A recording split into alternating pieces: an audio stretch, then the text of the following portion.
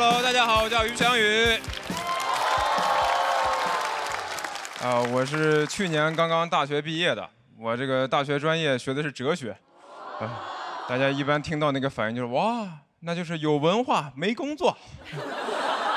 这个我读哲学确实是不太好找工作，而且我身边有些朋友还会调侃我，说找不到工作怎么了？你们学哲学的人不是都很通透吗？你虽然找不到工作，但是你可以辩证的看待这个问题啊。我咋辩证啊？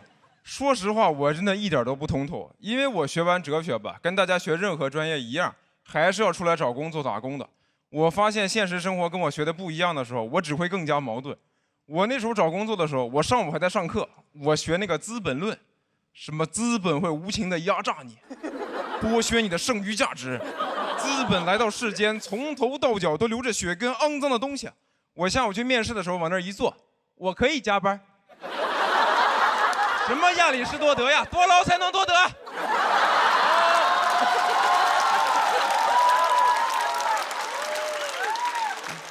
我去年经济压力真的还挺大，因为我刚毕业确实找不着工作，然后想干脱口秀，脱口秀行情又不太好，那是不太好。而且当时我对象也被裁员了，就半年多完全找不到合适的工作，不知道干啥好。我最后都想着破罐子破摔了，我说这样吧，我决定了，咱俩就去开网约车吧。他说好主意啊，就差一辆车了。我研究过了，咱俩可以先租个车，等赚了钱再买就行。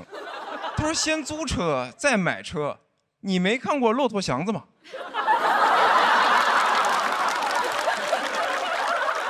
于翔宇，你要租车你就完了，你就一直给人干吧，你还叫什么翔宇啊？你就叫祥子。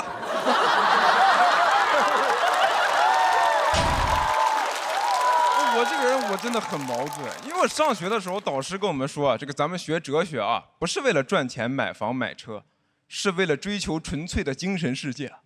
但我做不到。我去年压力最大的时候，就想着回学校跟我老师聊一聊。我当时回了趟学校，我在办公室门口就听到我导师在跟其他教授讨论问题，俩人在聊买学区房。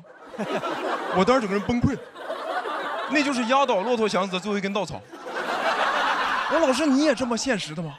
你上课教我的可都是形而上学，背地里偷偷研究小孩上学。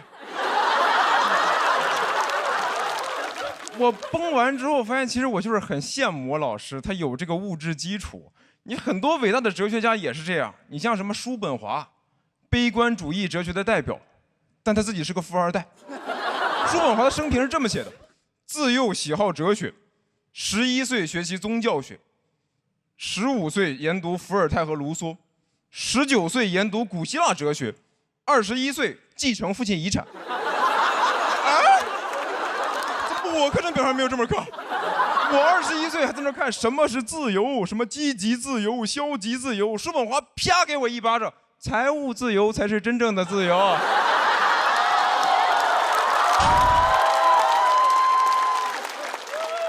我看完都觉得我看不懂叔本华的哲学是应该的，可能不是我理解能力有问题，就是单纯没有办法跟有钱人共情。你看他写那些句子，什么意志决定命运，真的吗？我怎么觉得是遗产决定命运？还有什么不要拿健康换取身外之物？你叔本华是不用换呀，你拿你爸的健康换的。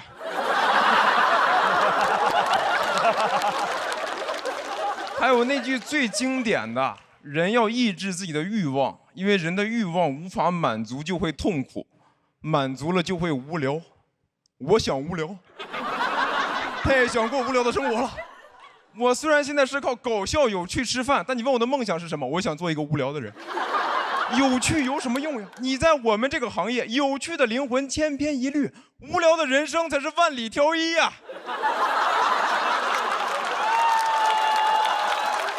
好想过上那种枯燥乏味的生活，住在陆家嘴的顶层豪宅，穿着一件真丝睡袍，端着一杯红酒望着窗外，没啥意思啊。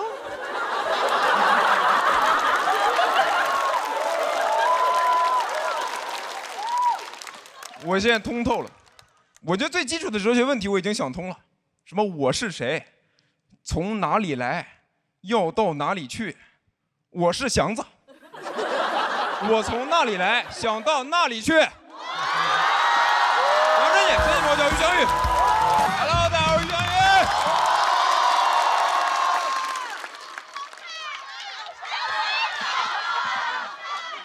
哎呀，你们真是对着我喊好帅，那儿有庞博，要不你们看看。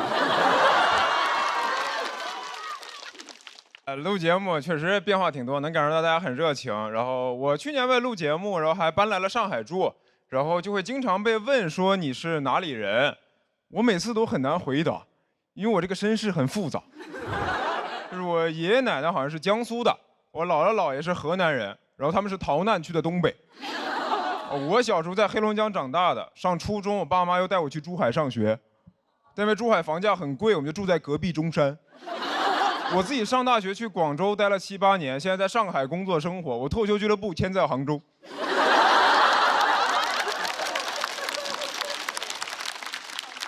感觉我这辈子就在流浪。别人问我说你哪里人，我说我吉普赛人。然后我爸妈当时刚去珠海，就是开了一家东北饺子馆，生意贼差。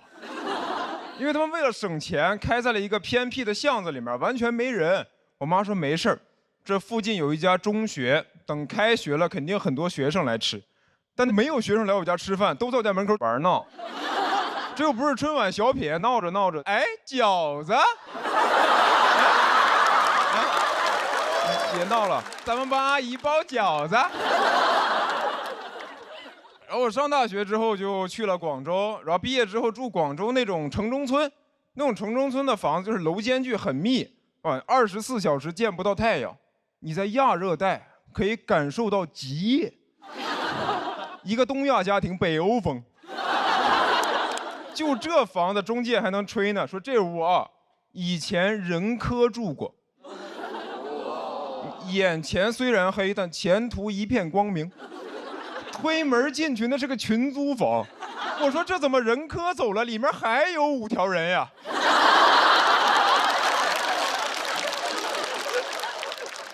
哎，城中村的房子家电家具也都贼破，那破空调不好使，广州热的只能睡那种竹子凉席，每天早上起来一身美拉德反应。还有我家那破洗衣机，每次一开它就想逃跑，真的哒哒哒哒哒哒哒哒哒哒哒哒哒哒哒哒。我下楼拿个快递，他都快跑到门口了。我每次要用它，就只能按着它跟它一起震。我有一次震着震着跟那个洗衣机共情了，我说我也不喜欢这个家，咱俩一起跑吧。我也想住在有阳台的地方。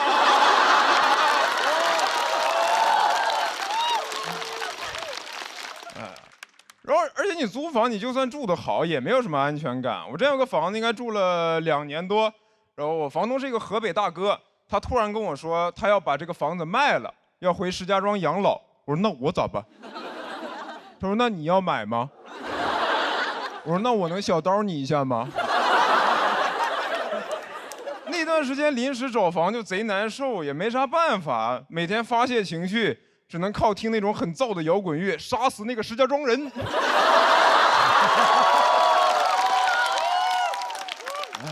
然后来了上海之后，就感觉压力更大吧。你真的很难留在上海吧？那房价都10几万一平。我第一次看到上海房价，我都觉得这房子是用现金盖的吗？就人都钢筋混凝土，上海用美金人民币，就拿一沓一沓的现金砌墙，刷墙直接用黄金。墙一掉皮就给房东打电话说：“哎，这美元跟黄金怎么脱钩了呢？这人民币怎么一直往下掉啊？”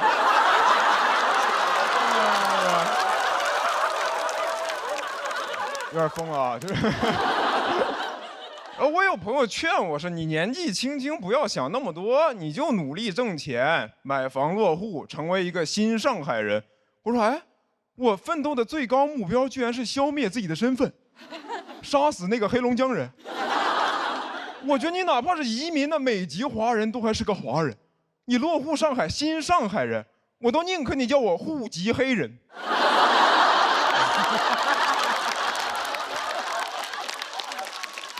而且我发现你这个身份、地方其实都可以换，但你这个胃没法换。就是我在上海最难受的时候，我最想吃的就还是东北菜，但我是以上海的物价吃东北菜，我图个啥呢？你在东北10块钱3个菜，在上海30块钱吃一韭菜盒子。我发给我妈，我妈说：“儿子，这是用啥韭菜包的呀？”我说：“用我包的。”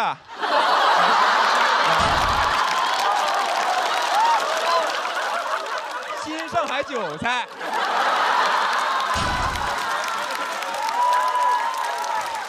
然后我改这篇稿的时候，他们还问我说：“于翔宇，你这篇是不是想表达一种诗意的乡愁？”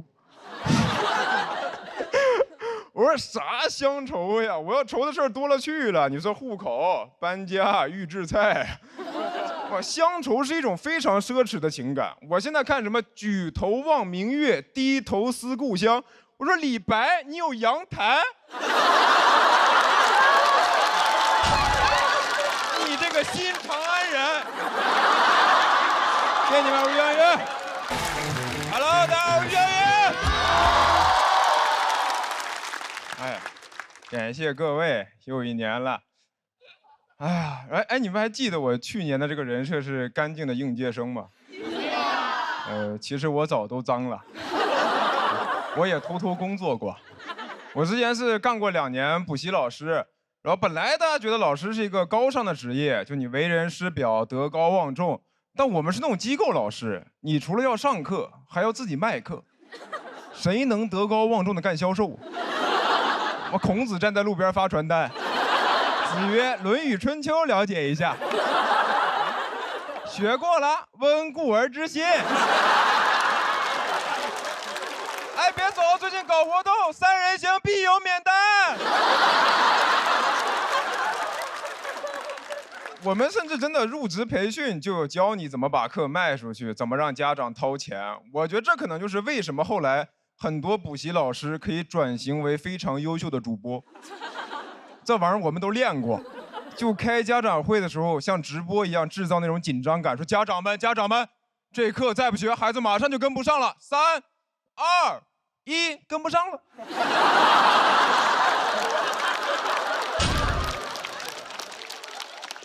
然后我就发现，现在好像人一工作就是要干很多这种脏活。现在好像就没有哪份工作是你只用干本职工作，就你实习就是实习，不用帮忙贴发票；会计就是会计，不用帮忙蹲监狱；讲段子就是讲段子，不用帮忙念广子。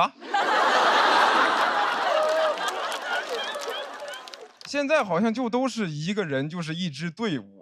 我小时候还跟自己说，于翔宇长大以后千万不要做一颗社会的螺丝钉。做什么梦呢？你现在得当各种型号的螺丝钉，还得自己给自己当螺丝刀卷自己。我可以的，我可以的。甚至你就是个锤子，因为一直在钉钉。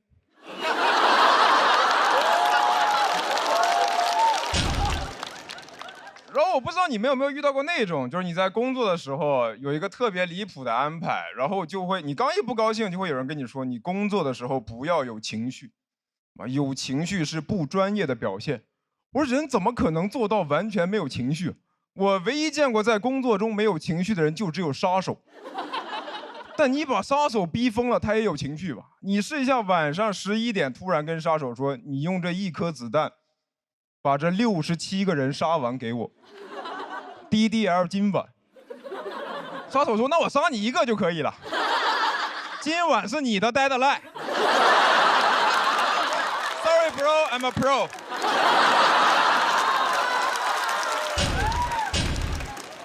然后你就算把活都干完了，你现在也没有办法安心休息，还有团建这玩意儿。我之前上班团建说准备一起去泡澡。谁会想跟同事一起洗澡啊？领导说一定要全员参加，我当时都想说，我能不能就不去了？我直接把裸照发群里。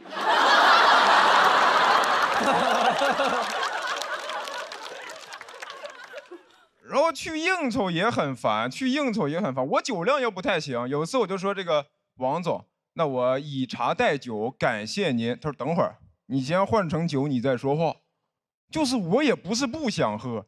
主要是我讨好别人是需要保持清醒的。你要让我喝酒，喝完我可就不怕你了。我刚叫你王总，喝完我说小王你过来，我考考你，你说我刚才吐是因为酒呢，还是因为你呢？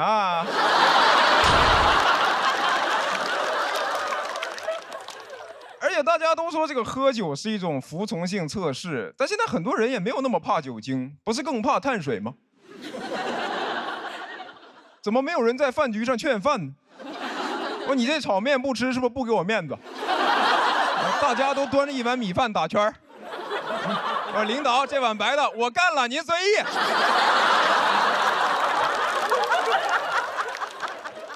哎呀，而且这些破事儿吧，它就是一些社会潜规则，你就算都干了也没有用啊，是吧？你就说你4次团建都参加，该裁员不还是裁你？你总不可能裁员的时候领导跳出来说不能裁，一起泡过澡，他有我裸照。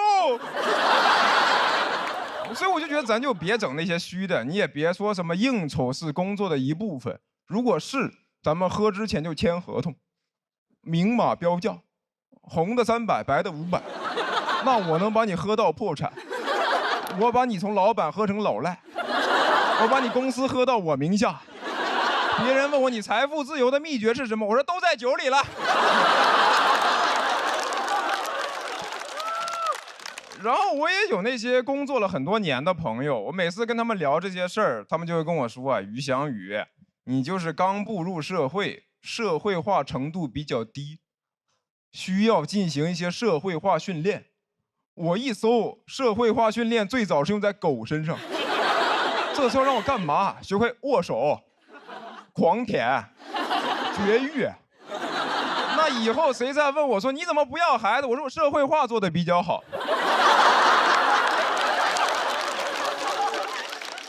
然后我上学那会儿还学了很多什么人是什么，读哲学说人是万物的尺度，人是社会关系的总和。现在一出来发现人是狗，是牛，是马，是驴，是温水煮的青蛙。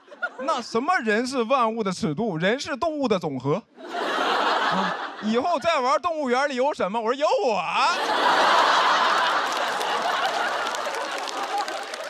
我就感觉现在这人都返祖退化了，那还学什么哲学呀？你把那个进化论倒着看，就是资本论。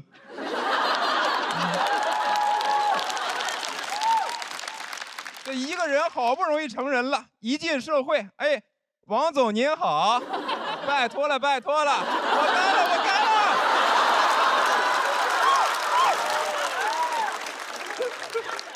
可别再让我退化了，再退化我可就要咬人了。谢谢你们，我是于翔宇。Hello， 大家好，我是于翔宇。去年录完节目之后啊，我确实变化还挺多的。现在已经开始有亲戚找我办事儿了。我上个月突然接到一个电话，跟我说翔宇，你表哥被抓了。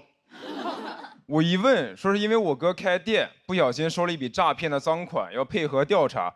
现在被抓到了上海，联系不上，然后问我说：“翔宇，你看能不能找个人去看守所把你哥弄出来？”我听完直接懵了，我上哪儿找人去？我在上海认识的全是脱口秀演员，屁用没有，只会幽默。我要是问他们，你们有什么路子能去看守所吗？说咋的？你想去看守所演出啊？那你去不了，那里明星太多了，你咖位不够。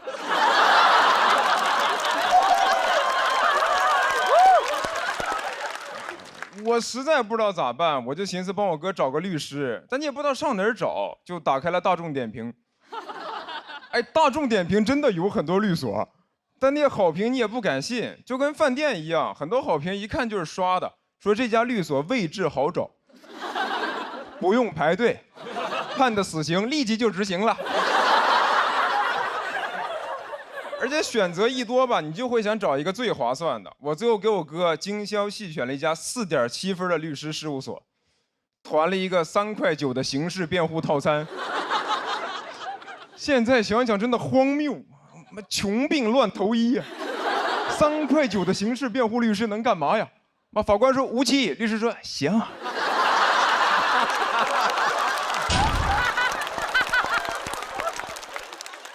我哥在那儿，我到底犯什么罪了？贫穷。后来我哥当晚就放出来了，但这个事儿对我冲击特别大。就是我本来以为我能不用搞关系、找人情，靠自己就能生活下去，但其实我靠的就是啥事儿上网搜。你说亲戚问我翔宇，你在上海有人吗？我说我有人工智能，有问题找夸克，夸克 AI 超级框，啥都能回答，就是搜商高。亲戚说翔宇，你要不先搜搜怎么提高情商吧？其实从上大学开始，家里亲戚就会说，你出门在外，以后工作要靠人脉的，要多和那些比你厉害的人来往。但是比我厉害的人凭啥跟我来往？不都说人脉的本质是资源置换，人图我啥资源啊？图我网盘资源。我直接给爱奇艺 CEO 发私信，我有影视资源要跟你置换，我拉你进资源群，你让我进娱乐圈。感兴趣出来吃个饭，我还有海底捞大学生优惠。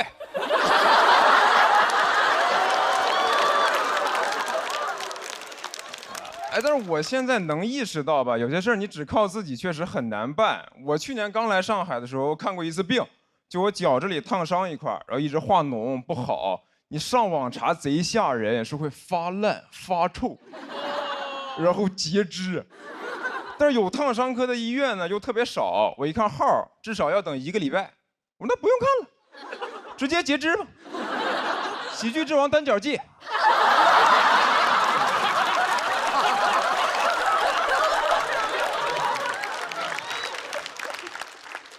然后我找了半天，发现唯一能挂到的就只有那个特需门诊。他的意思就是你不用排队了，但是同样的医生，你直接挂50，特需门诊1000。我说，哎，这怎么医院还有迪士尼速通卡呢？我要不还是排队吧。我就发现人在财力有限的情况下，你哪怕是看病，也会下意识考虑性价比，就真的要钱不要命。身体的事儿不着急，啊，不就是排队排到死吗？啊，至少能玩上1个项目吧，啊，飞越太平间。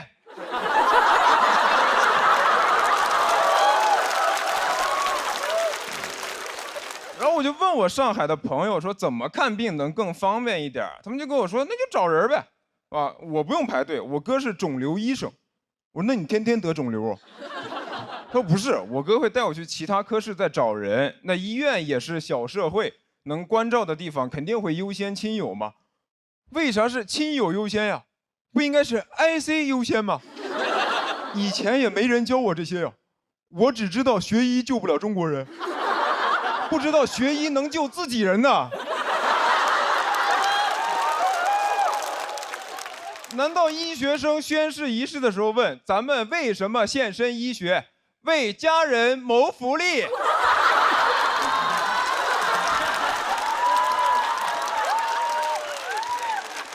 哎，我说实话，我也不怕你们笑话，就是我以前觉得我不想搞关系，是因为从哲学上讲啊，就是人想要公平，那我自己也得先做到吧。那这样我就算过得再差，但我至少是个好人吧。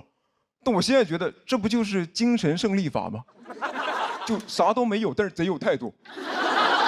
因为你现在想要过得好，你要么就有关系，要么就有钱，但我就是2样都没有，空有一身正气，但是嘴硬，我没钱，也没关系，都没事儿，好人一生平安。谢谢你们，我是翔宇。Hello， 大家好，我叫于翔宇。我是去年大学毕业的，我大学专业学的是哲学，然后节目组就说，那这期主题你可以刚好聊一下哲学专业毕业之后的工作方向。这咋聊呀？就是没有工作。我毕业的时候，我辅导员还劝我乐观一点，说翔宇，你暂时找不到工作这个事儿呢，它也有好处，你就可以刚好保留应届生干净的身份。我光有这个身份有啥用呀？同学聚会，人家说啊，我现在在大厂上班，5险1金顶格。我说那怎么了？我可是应届生。你已经跟资本同流合污了，我还是清清白白。有些人活着他已经死了，而我就算饿死，我也是应届生。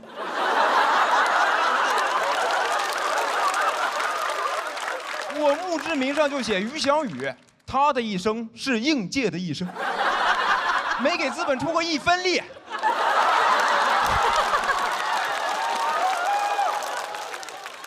因为我这个专业确实没有什么对口的工作，我就提前干过很多兼职跟实习。我一开始也干过补习老师，教小升初1对1，所以来上课都是些什么家里开公司的或者拆2代的有钱小孩，搞得我就没有任何立场劝他们好好学习。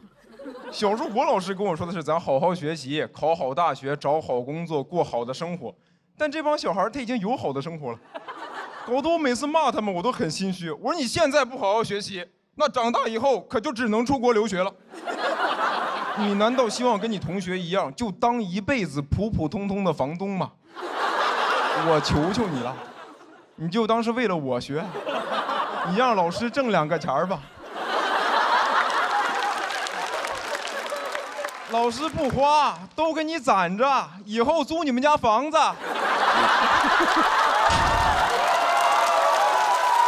后来补习老师这条赛道就没了嘛。然后又去了一个互联网大厂实习，那种大厂嘛，就是经常干到1、2点，也没有加班费。我说领导这么干我实在受不了了。领导说这怎么了？这很正常啊。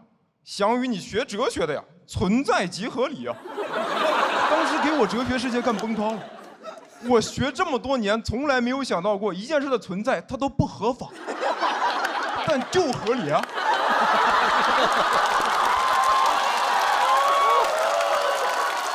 我都有点后悔读哲学了，我就应该学法学，什么他人即地狱，我想送他进监狱。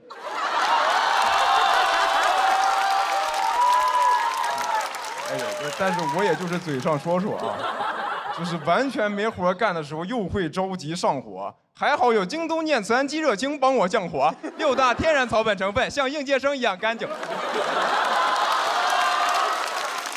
因为我毕业的时候真的是一个 offer 都没拿到，我以前上学的时候还想着什么整顿职场，我甚至想过用《资本论》整顿职场，说没有人可以拿走我的剩余价值。一毕业发现真没人拿。就我的剩余价值不会年年有余吧？而且如果完全没人用我的话，我这个都不能叫剩余价值。一道菜如果有人吃了，剩下的厨余垃圾都可以勉强叫做剩余价值。而我这种应届生，就相当于那种没有开封的5仁月饼，包装精美，原料干净，日期新鲜，但就是没人动，而且还是会每年新生产出来一批拿来送给老板。老板说：“哎呀，饼太多了，吃不完，根本吃不完。”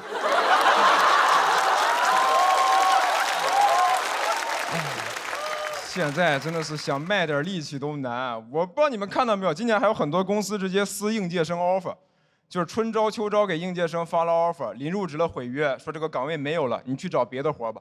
我觉得这不纯耽误人吗？你这个点让人上哪儿找活去？我觉得这个事儿的恶心程度就相当于，比如说今年年初，爱奇艺就定了我可以来录节目，快开录了跟我说啊，我们这边选手已经满了。我说那我咋办？我为了来这儿，我把别的活都推了，我连春招我都没去。你说现在让我干啥呀？你干点啥不都可以吗？你年纪轻轻的一身力气，要不你就去种地吧，少年。快走吧，快走吧，错过了春招，别再错过秋收了。这事儿给那帮大学生都逼疯了，突然没活干了，也找不到工作，都开始在评论区找工作了。就哪个撕 offer 的帖子最火，就在下面留言，说求捞，墩墩，走过路过的好心人，有工作踢踢我。还有个 HR 在下面着补，说这个公司虽然撕了你们的 offer， 但至少给你们保留了应届生的身份。哎呦，您可真是个大善人，我可得感谢你，只是玩弄了我的感情，没有真的玷污我啊。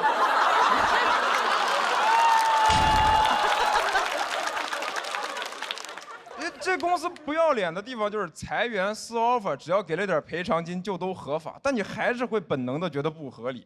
大家想要的就是个确定感，你上学上班，人生慢慢走向正轨。现在就是会有人突然把你正轨毁了，然后跟你说，哎，那你现在自由了，你的人生不是轨道，是旷野，那才是你牛马该去的地方。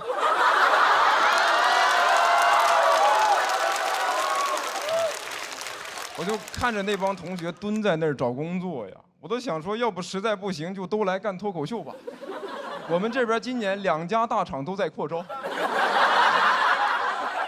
既然在哪儿都被当作笑话，那咱至少可以 stand up。谢谢你们，我叫于翔宇。Hello， 大家好，我叫于翔宇。我大学真的是学哲学的，然后很多朋友其实不太知道这个专业学啥，然后很多人就拿我当心理学用，让我开导他们的人生问题。经常就是在一些饭局，就是一堆中年大哥聊他们那些怀才不遇的破事儿。聊着聊着，突然问我说：“翔宇，我怀才不遇这个事儿，在哲学上该怎么解决？”我哪知道？哎，大哥，你真的要从哲学的角度看，那你得先抓住这个问题的本质，有没有可能就是你没有才华？你从来就没有孕育过才华，那你就不是怀才不遇，你就是不孕不育。但这种饭局我不想去，我又不知道怎么拒绝。人家发微信问我说：“翔宇，明天一起出来吃个饭呢？”我一边在脑子里骂他，一边手上给他回：“好的哥，明天见。”然后我朋友就跟我说：“于翔宇，你不能这样，你这样是典型的内耗，你得学着减少内耗。”我一开始不知道啥叫内耗，我就上网看了一些心理博主，看完之后真的开始内耗了。我在那个博主的主页刷了半天，内耗一点都没减少，并越看越多呀。看之前我只是一个普通青年，看完以后我现在是一个配得感缺失，没有钝感力，边界感过强，但又习惯性讨好别人，活在原生家庭阴影里的回避型依恋。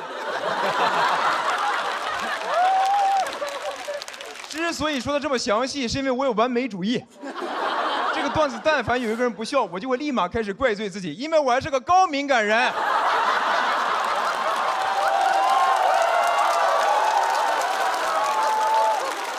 就他们这个诊断方式，你别说是我了，我觉得就算是现代心理治疗的开创者弗洛伊德去刷小红书，他也得有病。弗洛伊德刷完之后恍然大悟说：“哦，我原来不是个欧洲人，我是个东亚小孩啊！”而且这帮心理博主吧，到最后就经常把你所有的问题都归结为你原生家庭有问题。我觉得这个理由也太大了。你说我不会拒绝别人，是我爸妈的问题。哎，是不是就是因为当初我妈不好意思拒绝我爸？啊，而我觉得他说我原生家庭有问题啊，这个表述它本身就有点问题，它就是个陷阱题。因为原生家庭本身它就是不是一个好词儿。人家家庭幸福的人就不叫原生家庭，人家就叫家。你没有见过谁跟你说哦，我这个工作是我原生家庭托关系帮我找的，最近买房了，原生家庭出的首付。我爸妈说了，在外面累了就常回原生家庭看看，常回原生家庭看看，回原生家庭看看。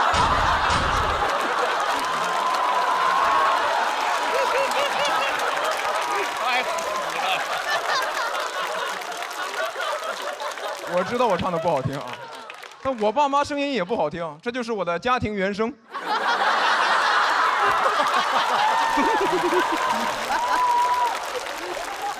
而且我觉得，就算真的是原生家庭的问题，我也很难解决，因为他那个理论说的是，你成年以后的很多问题都是小时候父母造成的，但是意识到这些问题的时候，事儿已经过去了，来不及解决了。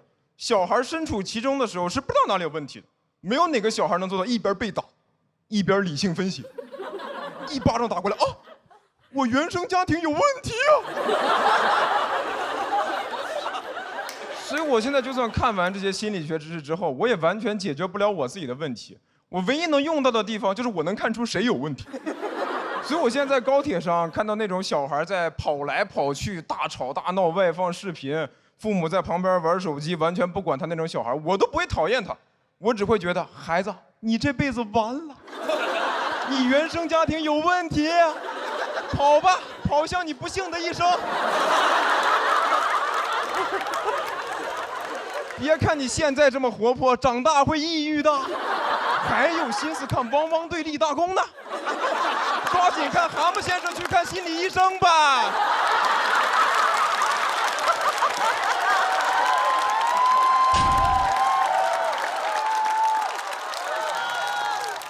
所以我是完全解决不了我自己的问题，因为你说到底啊，我爸妈不也是东亚小孩吗？所以我做不到什么事就只怪他们，我没有什么解决方案，我只能祝大家尽量少一点抽象的焦虑，没事能常回原生家庭看看。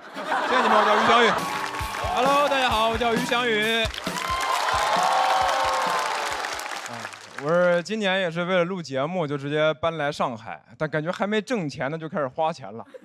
我得先找个房子，我是在那种平台租的，其实性价比稍微有点低。他们就跟我说他服务好，会给我配个管家。我租房还带个管家，就好像我骑共享单车还配个司机，感觉我是个落魄的贵族，一个人来到这大上海，没有家，但有个管家。老管家，帮我联系马总把花呗套现，然后把房租交了。这套宅子我要定，少爷万万不可呀！这破房子他只是看着好，住着一点都不自如，不自如。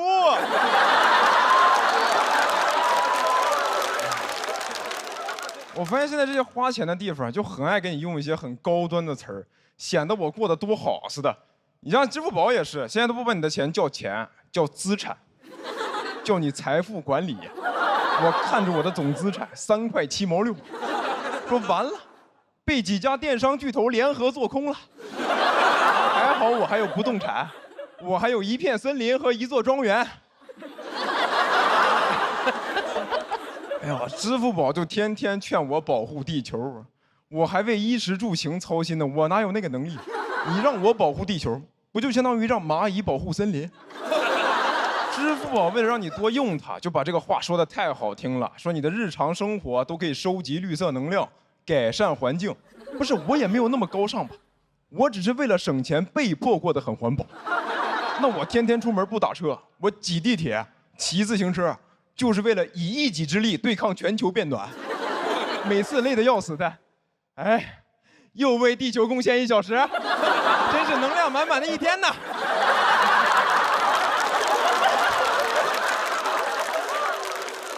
我觉得用这些高端词儿就是在说些漂亮话，想让你多花钱，搞得现在用词儿就越来越大，有些都不讲道理了。你像很多品牌代言，就除了代言人以外，现在还有品牌大使。大使，不是主权国家的代表吗？你这个品牌也太狂了吧！那你和别的品牌合作都不能叫联名了，你俩建交吧。品牌大使，你为了唬人这个名头叫的也太大了吧！我上次听到这么取名的还是发型总监。很多奢侈品甚至有全球大使，你都能代表地球了。你是要跟外星人建交吗？你大使拿着你的衣服给三体人，三体人一看吊牌，这也太贵了，不要回答，不要回答，不要回答。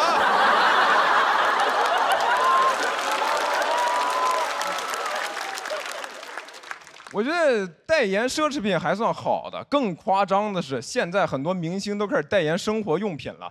我那天买纸巾都有代言人说明星同款厕纸，我当时就不想买。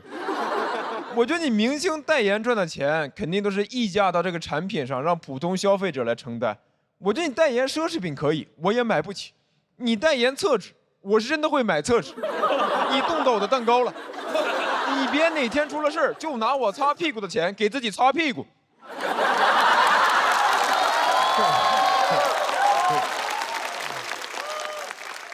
我觉得这个一个现代文明社会应该少一点这种漂亮话，多关注一下人的具体需求。但现在经常就是为了表面漂亮，完全不管你实际需求。你像很多商场现在会宣传自己各种友好，修得贼漂亮，但就是不愿意在厕所门口写个男女。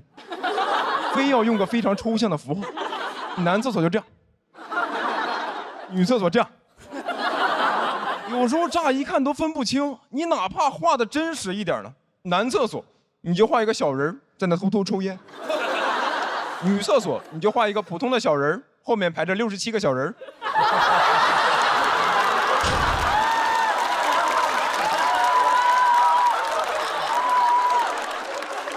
你商场为啥不能多修点女厕所？你这个现代文明社会能不能解决点实际需求？而且一部分人的需求被忽视，最终一定会影响到所有人。所以我说这个事儿也不是想显得我自己多高尚，只是它也会影响到我。那我跟女朋友一起出去逛街，如果她要排队等厕所，我就要在旁边等她。我有时候等没事儿干，我都想帮她排。我说你先去试衣服吧，我在这儿帮你排着。我愿意为了你做一个变态。我向前一小步，文明一大步。每次听到这些漂亮话，我就觉得你们有那个说话的功夫，不如多干点事儿。这个世界不需要语言来精装修，只需要少点宣传墙，多点卫生间。谢谢你们，我叫于翔宇。